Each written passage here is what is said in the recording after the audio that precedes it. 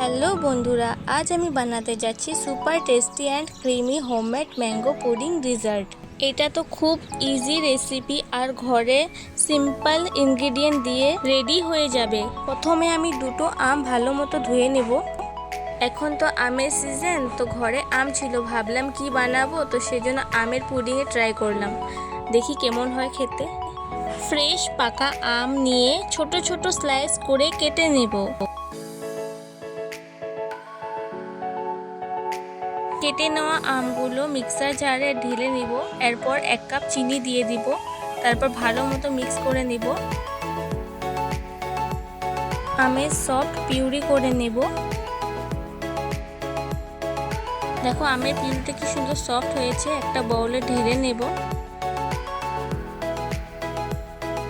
সাইডে আমি প্যান বসিয়ে নিয়েছি, গরম হয়ে গেছে। এরপর আমের পিউরিটা আমি ঢেলে নেব। যখন মিক্সচারটা স্লাইটলি ঠিক হয়ে যাবে তখন এরপর দুধ ঢেলে নেব আর কন্টিনিউয়াসলি নাড়তে থাকবো। তো মিল্কের মধ্যে কর্নফ্লাওয়ার অ্যাড করে দিব। তারপর ভালো মতো মিক্স করে দিব। যখন দেখবে এখানে আমের পিউরিটা ঠিক গাঢ় হয়ে গেছে, ওর উপর ঢেলে নেব।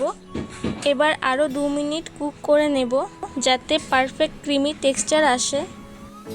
পর আমুল পাউডার অল্প অ্যাড করেছিলাম যাতে টেস্টটা আরও বেড়ে যায়, আর কন্টিনিউয়াসলি নাড়তে থাকবো।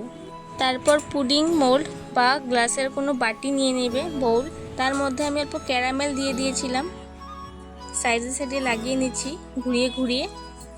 এরপর আমের পিউরিটা ঢেলে নিচ্ছি। এটা আমি রাখবো ফ্রিজের মধ্যে প্রায় 2 থেকে 3 ঘন্টা পর্যন্ত, আর পুরো ঠান্ডা চিল হতে হবে, তাহলে খেতে দারুণ লাগবে। এরপর আমি একটা ফয়েল পেপার নিয়ে নিয়েছিলাম, তারপর একটা গার্ডার দিয়ে ভালো মতো ওয়েপ করে নিলাম। আমি 2 ঘন্টা ফ্রিজে রেখেছিলাম, সময় আমার হাতে খুব কম ছিল তাই। দেখুন বন্ধুরা, কি সুন্দর smooth and glassy mango pudding ready হয়ে গেছে। এটা খুব রিফ্রেশিং, ক্রিমি আর সামারের জন্য তো পারফেক্ট ডেজার্ট রেসিপি।